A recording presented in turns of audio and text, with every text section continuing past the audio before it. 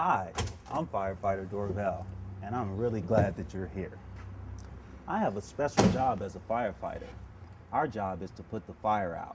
If there's a fire where you are, you have a special job too, and your job is to get out. The smoke alarm tells you when there's smoke in your house. It tells you to get out. So when you hear this sound, it means get out, get out, get out. What is that sound telling you to do?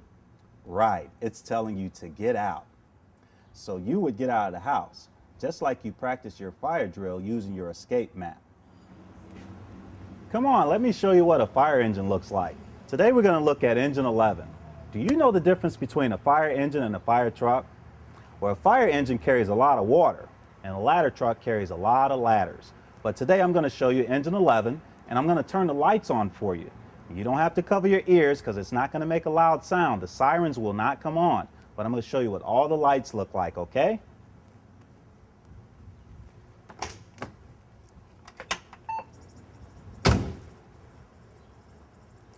Now, can you see the red, the yellow on this side, and the blue and the yellow on this side? These are the fire lights. We have to turn them on when we're going to emergencies because we want everyone to see and move out of the way when we're going to emergency calls, okay? So this is engine 11. Here you have the fire hose and the fire nozzle. In 1 minute, the fire hose can spray enough water from the fire engine to fill 50 bathtubs. With the fire nozzle, we can turn it to make different water patterns. We can turn it one way and the spray is really wide. And we can turn it the other way and it goes like a straight line. But this is where the water comes out, the fire nozzle, and this is the fire hose that gets the water from the fire engine. Now that you've seen the fire hose, let's show you some different equipment. In this compartment, what we have is called a pick-headed axe. And it's called a pick-headed axe because this end has a pick end, and then this part is what we use to chop the door down. If the doors are locked, we'd have to use this type of tool to force the doors open. This is the pick-headed axe. And another tool that we have on the fire engine, does this look like something you have in your home? Probably like a hammer, but this is a very large hammer and we call it a sledgehammer. It's very heavy, and what we use this for is the same thing. If we have a door that we can't get open with the pick-headed axe, we'll use this tool to break down the door to get inside. This is called a sledgehammer.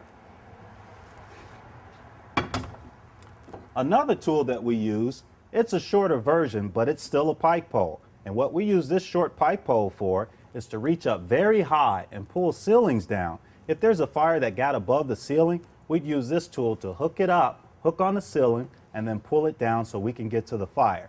This is called a pike pole. These are just some of the tools that you'll find on the fire engine.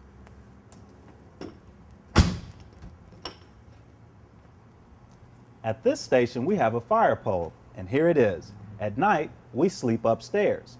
In that room upstairs is where we have our beds, our pillows. We can read and relax. But when someone calls 911, we get out of our beds and we slide down the fire pole.